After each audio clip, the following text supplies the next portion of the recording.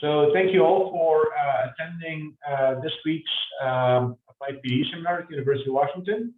Our audience might be a little bit smaller size than we've had in previous weeks because of a change in how SciM does their email announcement for seminars. So my guess is a fair number of SciM members might get an announcement for this talk sometime next week.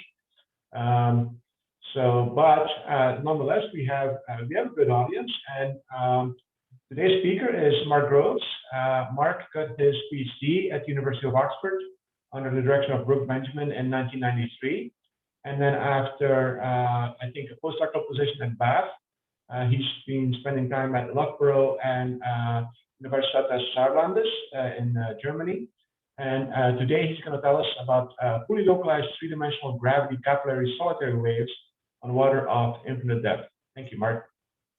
Thanks very much. So as I just told the organizers, this is actually a recording I'm playing. So if you have any questions, I can't answer them till the end. But please interrupt me if it doesn't work. Don't wait 45 minutes and to tell me afterwards it didn't work. Okay, let's go.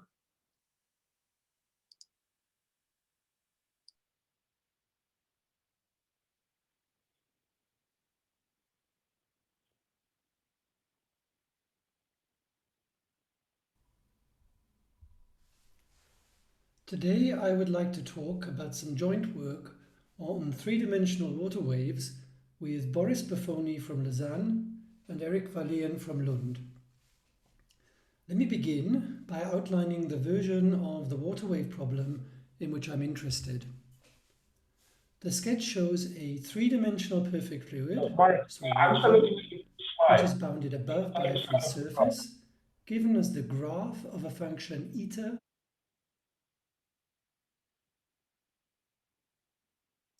There's a problem, Bernard? Yeah, so the talk is still cut off. I'm seeing about 2/3 of the left of your slides, and I'm not getting, and your slides are also not advancing. I'm still looking at the original okay. slide. Jorge, is that the same for you? Yeah, it's the same. Okay, let's try again. Thanks for stopping me. I told you I'm the kiss of death on these occasions. Well, I figured I should ask this question before the end of the talk. Yes, I'll try again.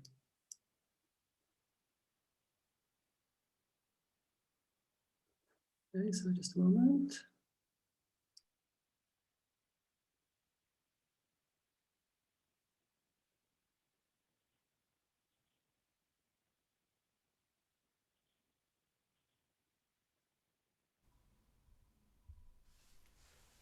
Today, I would like to talk about some joint work on three-dimensional water waves with Boris Buffoni from Lausanne and Eric Wahlén from Lund.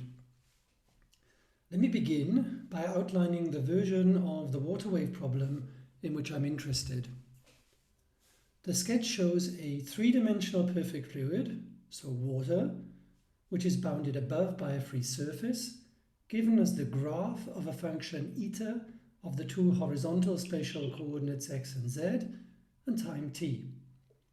The fluid is not bounded below, so I'm talking about water of infinite depth. We model the water as homogeneous, incompressible and inviscid, and assume an incompressible fluid flow so that we can write its velocity field as the gradient of a scalar velocity potential phi, which is harmonic in the fluid domain. We have the asymptotic condition phi y goes to 0 as y goes to minus infinity. This is the condition that the vertical component of the velocity vanishes at great depth. And then we come to the interesting part of the water wave problem. There are two nonlinear boundary conditions at the free surface. Here they are. The first is the kinematic boundary condition. This is the condition defining the free surface. It says that no water passes through this free surface. The second is the dynamical boundary condition. This is the condition expressing balance of forces at the free surface. It says that the jump in pressure across the free surface from internal fluid pressure to atmospheric pressure is proportional to the curvature of the free surface. The constants here are g, the acceleration due to gravity, and sigma the coefficient of surface tension. Now, I've already hinted at this, but let me now say explicitly that there are two main difficulties in the water wave problem. Firstly, it is a free boundary value problem. You do not know the function eta, defining the free surface in advance. You have to find it as part of the solution. And secondly, you have these two very unpleasant nonlinear boundary conditions at the free surface. Now let me clean up the equations by introducing dimensionless variables, which allows me to normalize sigma and g to 1. And today I'm particularly interested in traveling waves. Those are waves which move in a fixed horizontal direction with fixed speed without changing shape. Now, without loss of generality, we can assume that the direction in which they move is the x direction. That's because the equations are rotationally invariant in x and z. So traveling waves are waves which depend on x and t only through the combination x minus ct. C is the wave speed. When I make that ansatz, the t derivatives in the equation change to minus c times x derivatives. Now, more specifically, I'm interested in solitary waves, sometimes called fully localized solitary waves. Those are non-trivial traveling waves which decay to zero at large distances in all horizontal directions. Now, here are some sketches of solitary waves which I think exist. The arrow shows the direction in which they propagate, so this is the x direction. And these are actually small amplitude, long waves. I've altered the scales so that you can see their main features clearly. So the main features are exaggerated here. And the main features are as follows. The waves are not radially symmetric, but they are symmetric in the direction x of propagation and in the transverse direction z separately, and I'll call them symmetric. So in this talk, symmetric means symmetric in x and symmetric in z. The waves decay in an oscillatory fashion in the direction of propagation and monotonically in the transverse direction. And as you can see, the main feature of the wave at the top is the central point of elevation, while the main feature of the wave at the bottom is the central point of depression. The obvious question here is, of course, why I think waves of this particular form exist. After all, if I didn't have any additional information, it would be a good guess to think that waves of this particular specific form exist. And of course, I have reasons, and there are two in particular. Firstly, there are numerical computations of waves of this form, particularly by Parau, Vandenbroek and Kuka in 2005. And secondly, I have a heuristic argument which predicts their existence. This is perhaps more relevant for the talk today, and we'll come back to that heuristic argument a little later. But first, I would like to reformulate the water wave equations themselves to overcome the first difficulty, which was the variable fluid domain.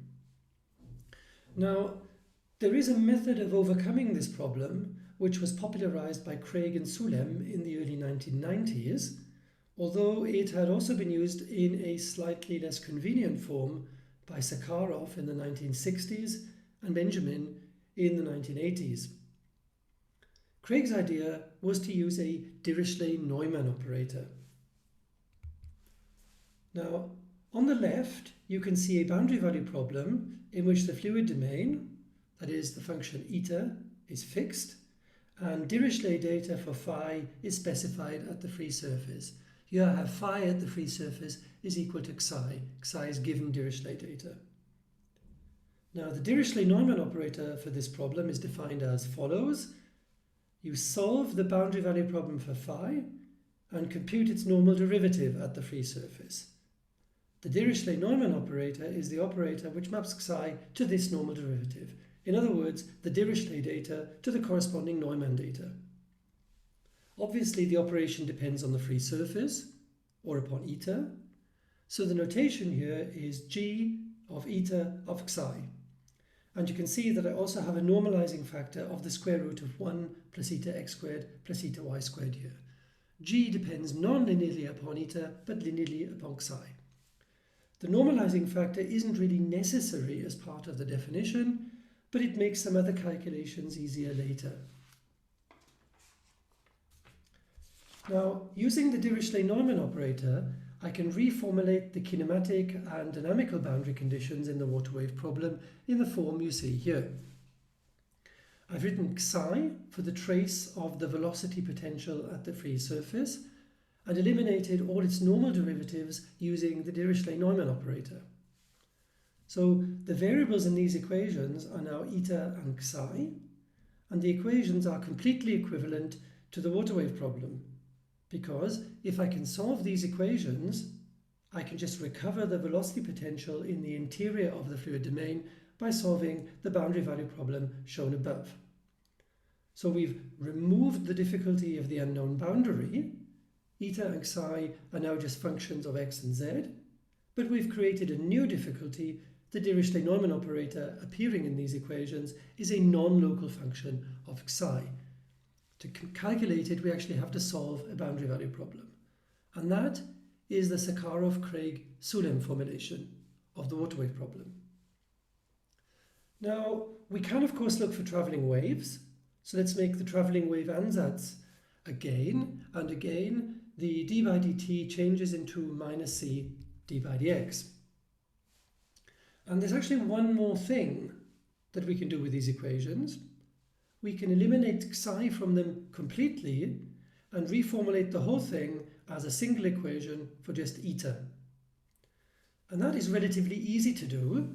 If you look at the first equation, you can solve it for psi.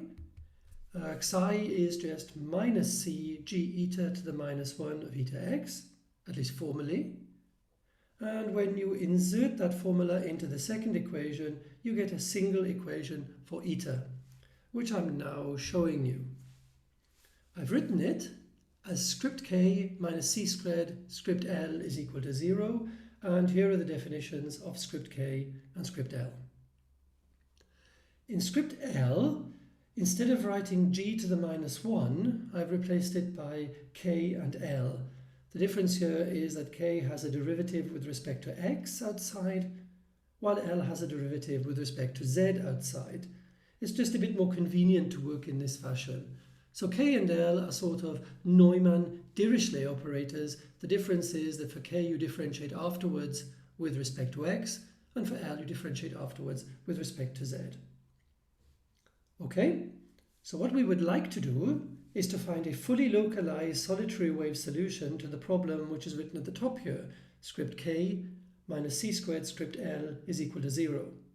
In other words, a non-trivial solution eta which goes to 0 as k and z go to infinity.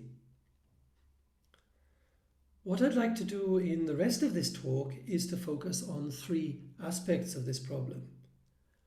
Firstly, to persuade you that the formulation written down here, script k minus c squared script L is equal to 0, is rigorous.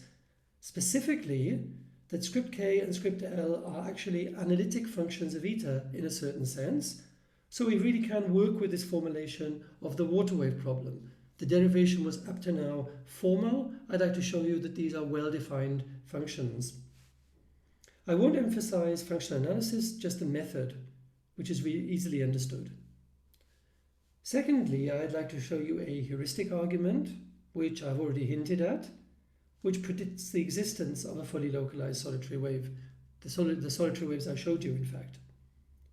And finally, I'd like to show you how to make that heuristic argument rigorous. So let's first come to the functions script k and script L, and start with a lemma concerning the functions k and L at the bottom here with these Neumann-Dirichlet operators. So I claim that k and L actually depend upon eta and psi analytically. Analytic at the origin means in a neighborhood at the origin, or in other words, that you can express these functions as convergent Maclaurin series.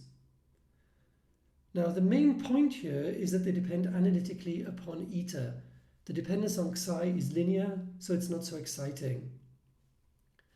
I've written down the function spaces in which the dependence is analytic, that is, the function spaces in which the Milk-Orion series converge. You don't need these details to follow the argument which is just coming.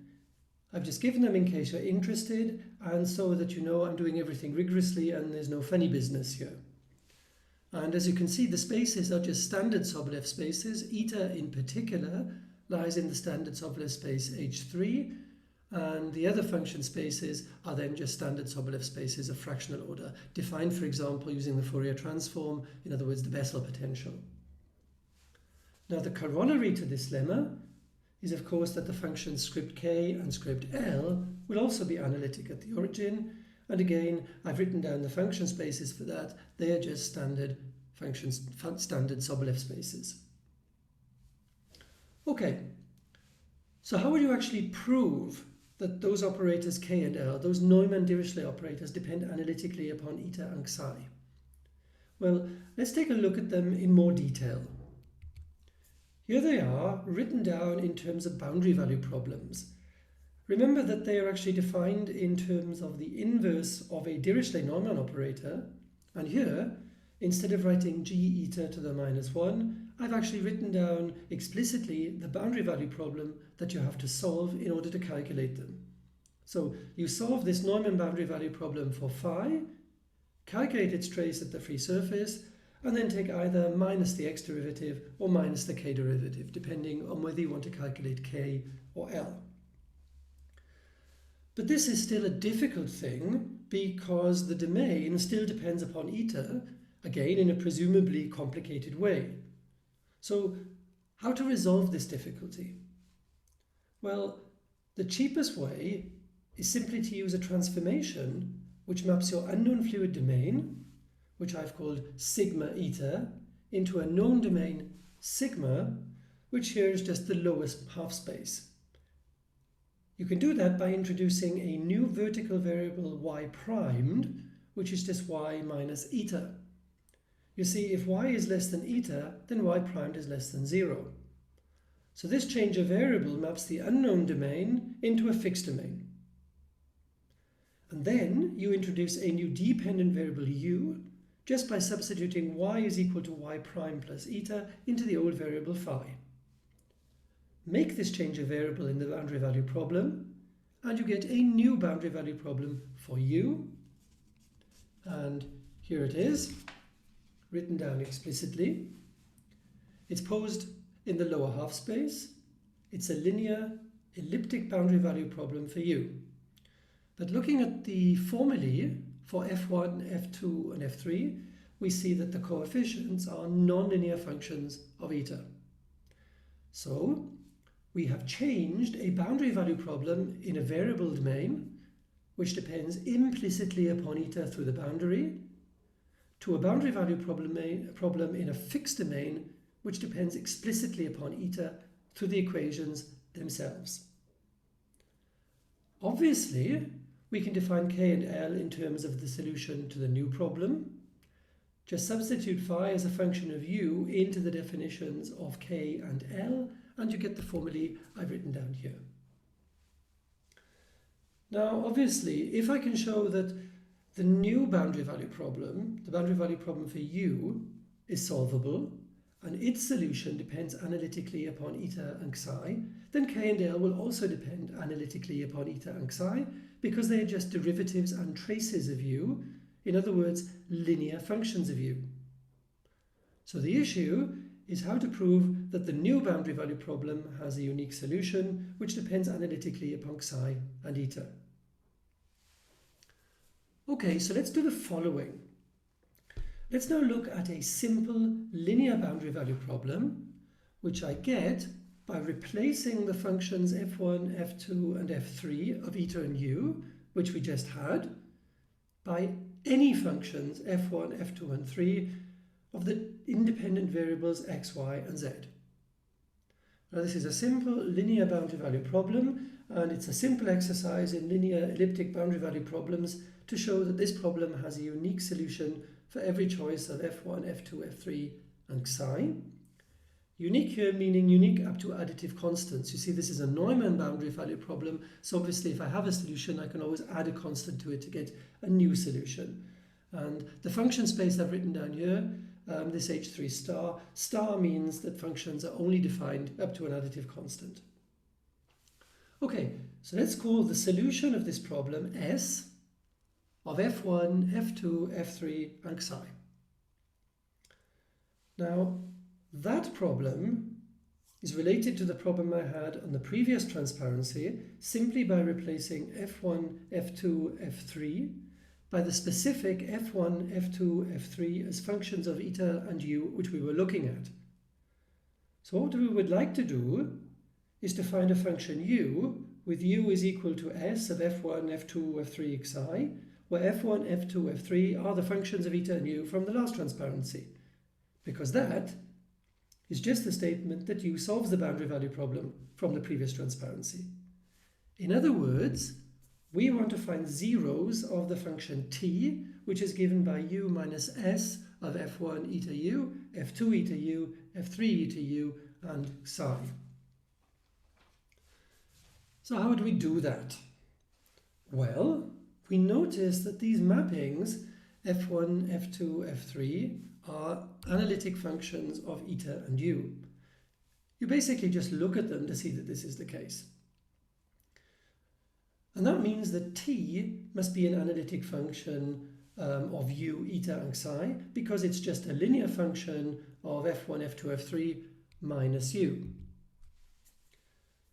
Next, you notice that replacing eta and psi with 0 in the boundary value problem gives you 0 at a solution. So t of 0 is 0. And taking the derivative of t with respect to the first component, which is u, and evaluating it at 0 gives the identity mapping, which is invertible. So now we have a known solution at the origin, and the derivative with respect to the first component at the origin is an isomorphism. And now you're in a situation which you know from elementary analysis. You can apply the implicit function theorem, the analytic version of it. It tells you that you can solve locally for u as a function of eta and psi, and this function depends analytically upon eta and psi. So we've shown that we can solve our boundary value problem for u, and we get an analytic function of eta and psi, which is exactly what we wanted. Then k and l obviously depend analytically upon eta and psi, because they're just derivatives and traces of u, in other words, linear operations on u. This is a very simple argument which shows that our operators k and l depend analytically upon eta and psi in a neighborhood of the origin. I know more sophisticated arguments which give you information about the size of the radius of analyticity and so on, but they're not necessary in this simple setting. Now, in our formulation of the water wave problem, it means that the operators script k and script l are also analytic functions of eta in a neighborhood of the origin. So I hope I've persuaded you that the equation star is a valid equation. The left-hand side is an analytic function of eta in a neighborhood of the origin in its function space H3. And we can study this equation now in a rigorous fashion. Okay, so let's now come to the heuristic argument for the existence of fully localized solitary waves, which I spoke about earlier. However you formulate the water wave problem, it is a nonlinear dispersive equation. And you know from the first course on waves you do at university that the first thing you do when confronted with a nonlinear dispersive equation is to examine its dispersion relation. So let's do that for star. Let's see when the linearized problem admits a sinusoidal wave train. To do this, you linearize star, you seek a solution of the form cosine of k1x, and you see what the relationship between c and k1 is. You can work it out explicitly. Here it is. C squared is k1 plus 1 over k1, and here's the plot of it. You see it has a unique global minimum at k1 is equal to 1, and the value of c squared there is 2. Now then, if you ask an applied mathematician who does modeling, he would say to you, well, if I have a dispersion relation like that, there is a particular ansatz which I can make, which usually leads to a universal model equation. And the ansatz is the following. You take your wave speed and you introduce a small parameter by writing the wave speed as slightly less than its global minimum. So you can see here I have written c squared as 2 times 1 minus epsilon squared, so that the wave speed now is slightly less than the global minimum of 2. And then you expand eta in the following form. Now, the main part, the order epsilon part here, is a slow modulation of a periodic wave train with wave number 1. This is the wave number at which the minimum of the dispersion curve is attained. Zeta 1 depends upon x and z through the scale variables capital X and capital Z, and this means that we have a slow modulation of a periodic wave train with wave number 1. At order epsilon squared, you put second harmonics, in other words, two wave interactions which come from the first order terms. So you can see there are terms which don't depend upon little x, and there are terms which wave numbers 2 and minus 2. And then you have order 3 terms, those are order epsilon cubed, which are third harmonics, order 4 terms, which are fourth harmonics, and so on. You substitute all this into star and equate terms of equal powers of epsilon. At order epsilon, you recover the dispersion relation, so that's automatically satisfied. At order epsilon squared, you find that you have to determine zeta 2 as a function of zeta 0 in order to satisfy the equation. And at order epsilon cubed, you get a compatibility condition which forces zeta 1 to satisfy this equation. This is the stationary nonlinear Schrodinger equation with a cubic focusing nonlinearity. So let's take a closer look at this equation. The most important fact here is that it has a unique symmetric positive solution zeta star, which decays exponentially in x and z. In other words, a localized solution. Symmetric means, again, symmetric with respect to x and z. Now you can find an exposition of that result, together with all the references in the literature leading up to it, in the book by Sulem and Sulem called Nonlinear Schrodinger equation. Obviously, I can take the solution zeta star and multiply by e to the I theta for any value of theta, and this will also satisfy the equation. The equation is rotationally invariant with respect to the argument of zeta.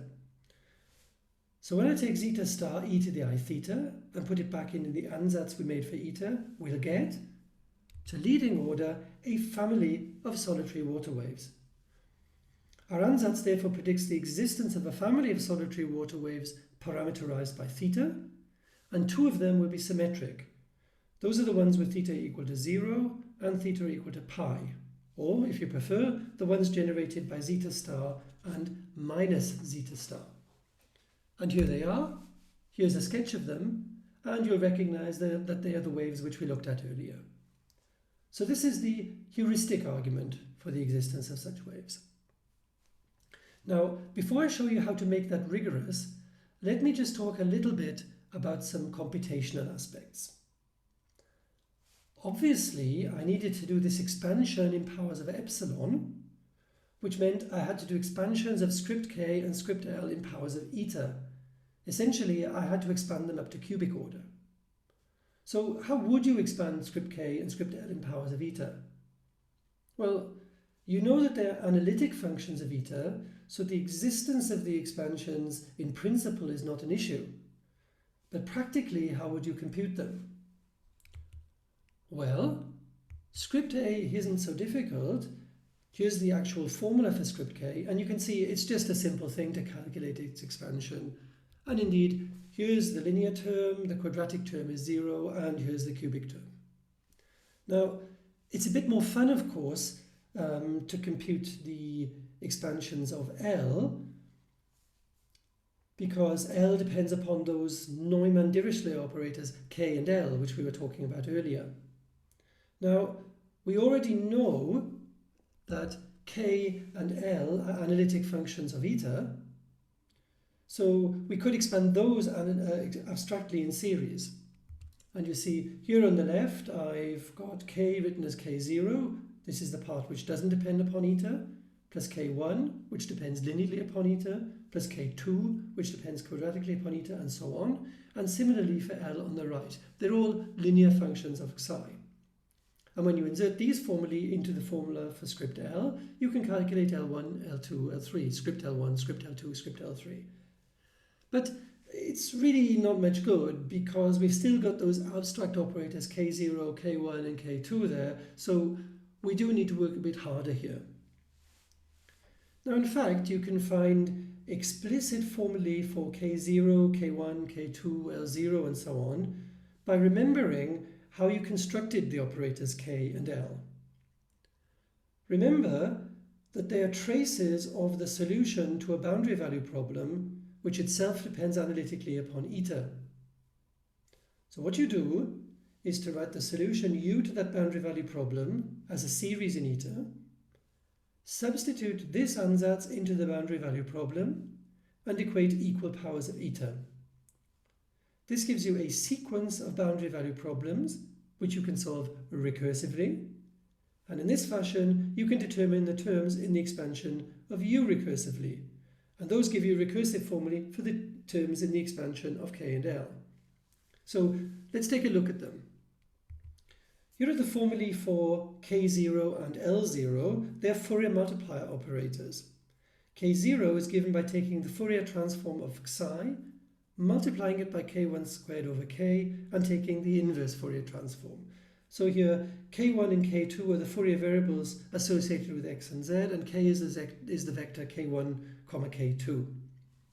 L0 is given in the same way. Here you multiply by k1, k2 over k. And finally, I've introduced a third operator, m0, here for completeness. Its multiplier is k2 squared over k.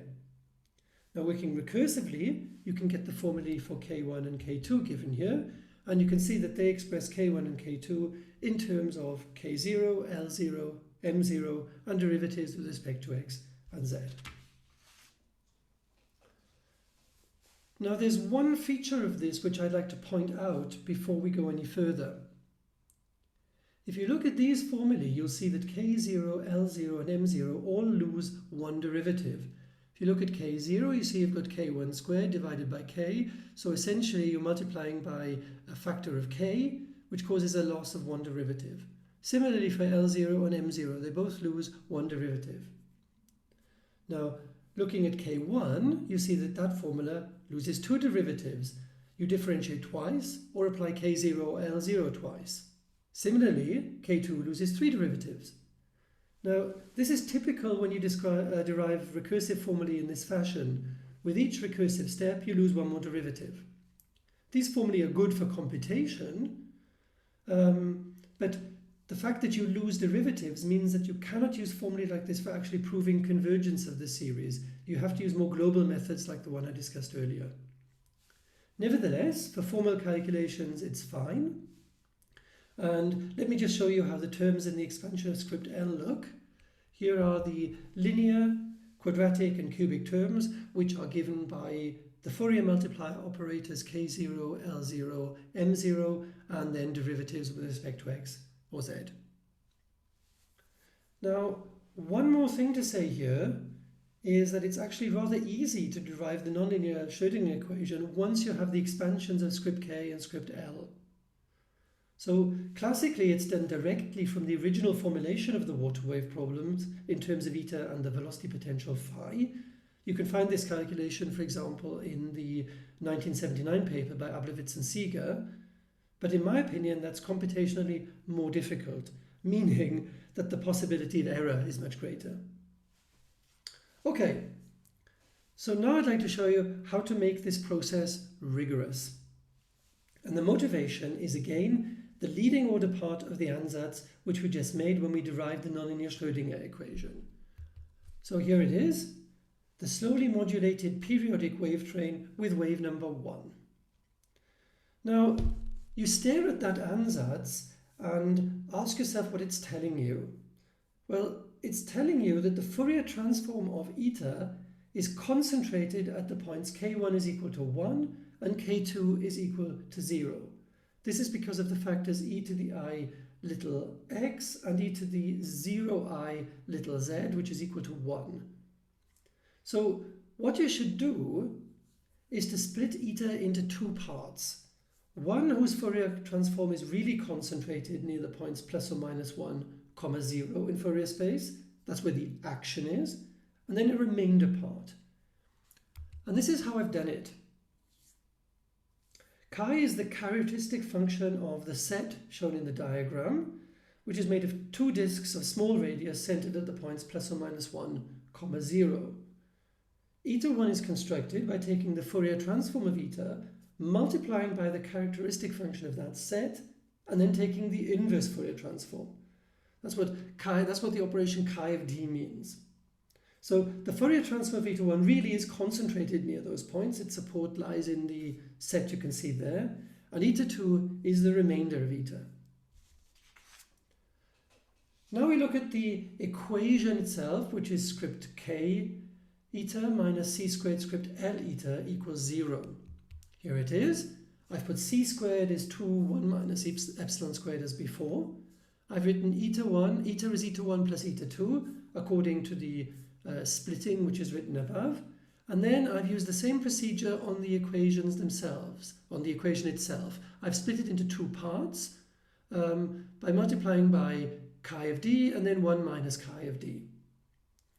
Now, when you look at those two equations, you find that you can actually solve the second equation for eta 2 as a function of eta 1. And inserting this into the first equation, you get a reduced equation for eta 1. Now, this is a bit like the Lyapunov-Schmidt reduction. You split your variable into two parts, one of which captures the behavior in which you're interested, and another one which is subservient to it. You determine the latter as a function of the former, and this gives you a reduced equation.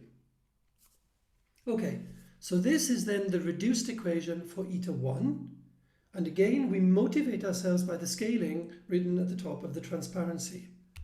We do the same scaling on eta 1 by introducing a new variable zeta and making that substitution into the reduced equation for eta 1 I just showed you. You do a lot of calculation, and the result is a final reduced equation for zeta, which I'm now going to show you in all its glory. Here it is. It is the equation star. This is the final reduced equation for zeta. Now, this is a so-called full dispersion, stationary, nonlinear Schrodinger equation. And I think I should talk you through it a little bit. So, full dispersion here means that the linear part of the original equation has not been approximated. The linear part of this equation is the same as the linear part of the equation k eta minus c squared script L eta is equal to 0. Put that another way, it means that the dispersion relation of star is the same as the dispersion relation of the equation we derived it from, in other words, the water wave problem itself. And here you can see again that the linear part is defined by a Fourier multiplier operator. Now I've got this chi 0 of epsilon d. What does that mean? Well, remember that the support of eta 1 in Fourier space was contained in two small disks centered upon plus and minus 1, 0. But the scaling we've done here moves this support. Zeta has support in a disk centered on the origin of radius 1 over epsilon. This is why it's now chi 0 of epsilon d. Chi 0 is the characteristic function of the unit disk. The remainder term is estimated in the function space h1, and the underscore notation means that the remainder term is of order zeta and its derivative is of order 1. Loosely speaking, one can differentiate this order of magnitude estimate. At the bottom here I've mentioned the function space. Zeta belongs in a ball centered at the origin in this space, which is obtained from h1 by multiplying its elements with the appropriate cutoff function in Fourier space. And here's a slightly technical comment related to that. It's actually easier to replace zeta with the cutoff applied to zeta in the equation and work in the fixed function space h1. Now the two approaches are completely equivalent, but analysts of course would prefer to work in a fixed space rather than in a function space which depends upon the parameter epsilon in the problem. And one final comment about this equation. To compute it, I of course used the expansions of script k and script L I showed you earlier. But I do not have to worry about the loss of derivatives in the recursive formulae. This is because eta1 and zeta have compact support in Fourier space, so they are in fact smooth functions of x and z. I can differentiate them as many times as I want. Now, of course, you might say, and I'd be surprised if you don't, that star is a terrible equation. It doesn't look like we can do much with it. But in fact, the point is that in the limit epsilon goes to 0, it's an equation we've seen before. It's the stationary nonlinear Schrodinger equation. So we have a reduced equation star depending on epsilon, and when epsilon equals 0, it's an equation we understand well. And this is the key to the matter. We'd like to do a perturbation argument. So here comes the conclusion. Think back to what we know about the nonlinear Schrodinger equation. It has two symmetric solutions, plus or minus zeta star, which decay exponentially to 0 as x and z go to infinity. And in fact, these solutions are in the class of symmetric solutions. Symmetric means invariant under the transformations you can see here, changing x to minus x and zeta to its complex conjugate, and changing z to minus z. Non-degenerate means that the linearization of the equation at those solutions has a trivial kernel in this class of functions, and that was proved by Chang et al. In 2007. Now the reduced equation star, that's the difficult-looking equation on the previous transparency, has the same symmetry. It's also invariant under the same transformations, and that's of course inherited from the symmetry of the original problem, which is invariant under x goes to minus x and z goes to minus z. So now I think you can see what you have to do. You have non-degenerate solutions, so you just apply an implicit function theorem argument in the space of symmetric solutions. You thus find two families of symmetric solutions to the reduced equation star, which are parameterized by small values of epsilon and coincide with plus or minus zeta star at epsilon is equal to 0. And tracing back the various transformations, of course, yields the two families of symmetric solitary water waves which are advertised back at the very beginning. So this is the rigorous justification of the heuristic method which I showed you, and in some sense also it also tells you the correctness of the heuristic method. Now, as an aside, I'd like you to note that this is actually a self-improving theory. The cubic nonlinear Schrödinger equation has other localized symmetric real solutions. In fact, there's a whole family parameterized by their number of zero-level curves. That's a result of Strauss back in 1977.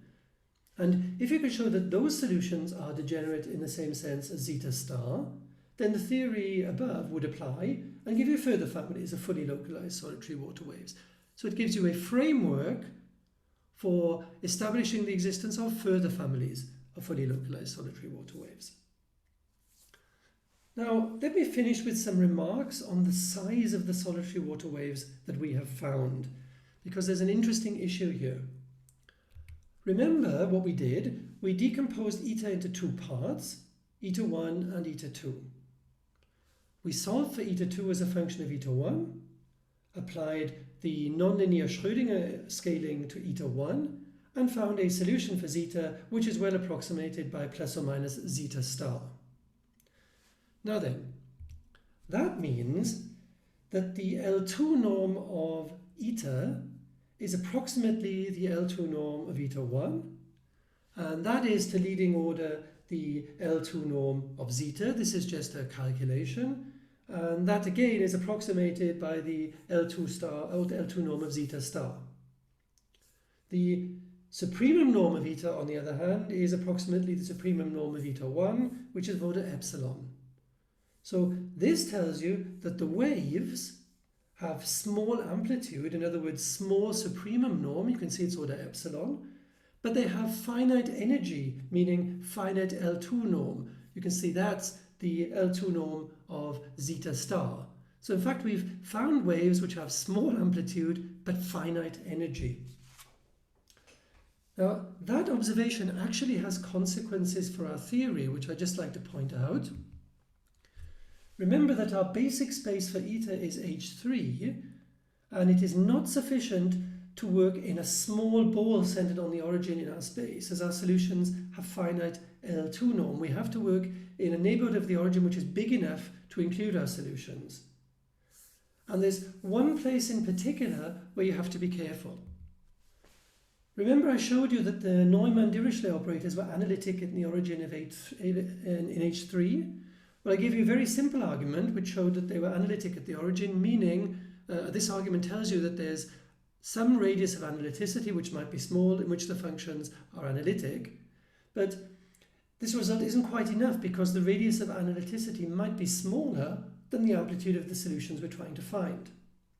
Now, in fact, the argument I used also showed that the Neumann to Dirichlet operators are analytic at the origin in the larger function space Z, shown here. In Z, for membership of Z, we essentially split eta into the two parts, and we require eta1 to be bounded in the supremum norm and eta2 to be in H3. Now, in fact, H3 is continuously embedded in Z, and open balls in Z are neighborhoods of the origin in H3. So, if the radius of analyticity of the Neumann-Dirichlet operators in Z is m, the corresponding neighborhood of the origin in Z allows eta1 to have finite H3 norm but small supremum norm. And that's exactly the situation for the waves in which that we're trying to find. So this is the way to solve that problem.